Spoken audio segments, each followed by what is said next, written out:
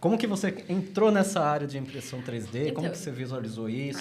Eu acho que a minha cara já denuncia um pouquinho, né? Sou japonesa, então o japonês adora uma Foi tecnologia. quando você né? foi fazer o intercâmbio no Japão? Também. Porque eu vi que você fez Tá vendo? Eu pesquisei. Pesquisei. Calma, Ele pesquisou mas meu currículo. existe isso já no Japão? Já fazem desse jeito que você faz ou não? Sim, lá no Japão, na verdade, assim, não é tão avançado nesse sentido, né? Mas eles já produzem algumas coisas em impressão 3D, sim, em relação à tecnologia assistiva, né? Tem muita legal. coisa já produzida.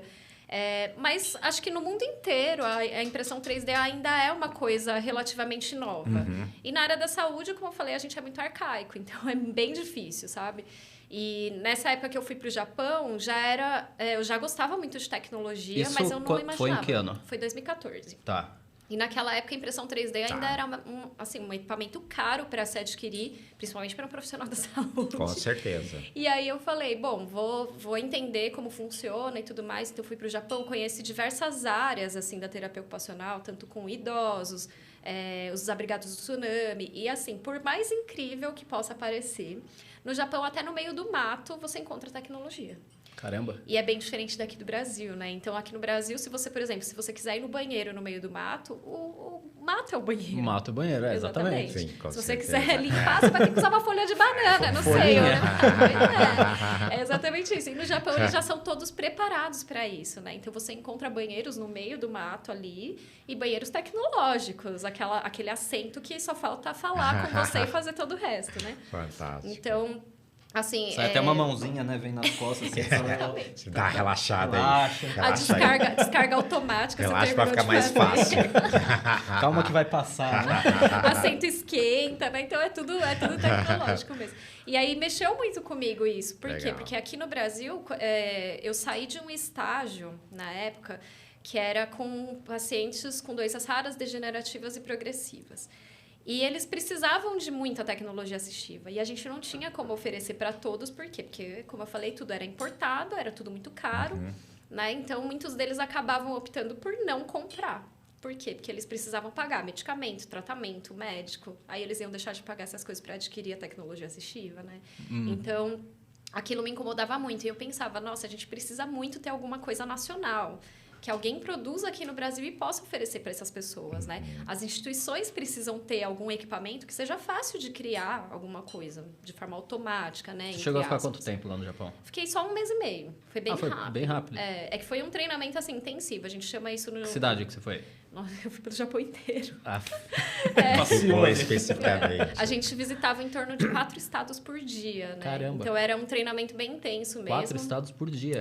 É que lá é pequeno, né? Quando a gente fala em estados no Japão, é tudo bem próximo. Aqui então, no Brasil, sem chance. sem Aqui, chance. São Paulo, em 4 horas, você não consegue. Aqui é 4 cidades, no máximo, né? Mas lá não, lá a gente conseguia visitar os 4 estados e fazer um trabalho, assim, voluntário, né? Em torno do Japão inteiro.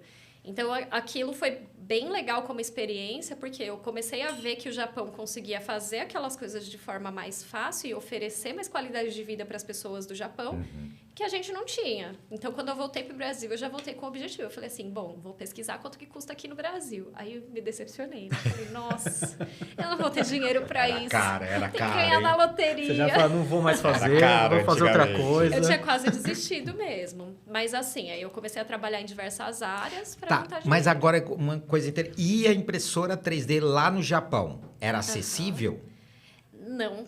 Também não. Era também complexo ainda. Era mais acessível que no Brasil, né? Já era, É, tá. Só que ainda era complexo no sentido de manipulação, né? Não Tá. era tão fácil de... Uma desktop, por exemplo, que a gente tem hoje, não era...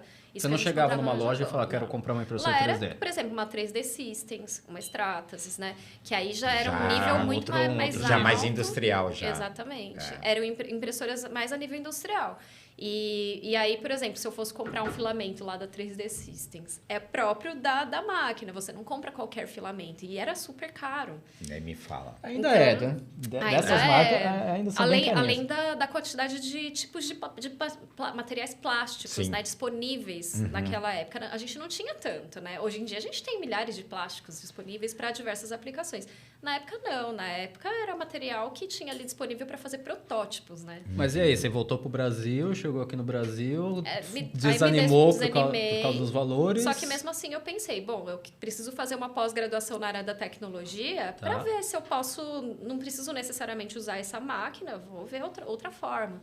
E aí, alguns anos depois, em 2018, eu entrei no mestrado, lá na UMC, e aí lá eles também tinham a bendita impressora 3D, né? E aí eu falei, não é possível, eu vou ter que investigar melhor essa máquina. Aí que eu comecei a ver que o preço estava caindo, né?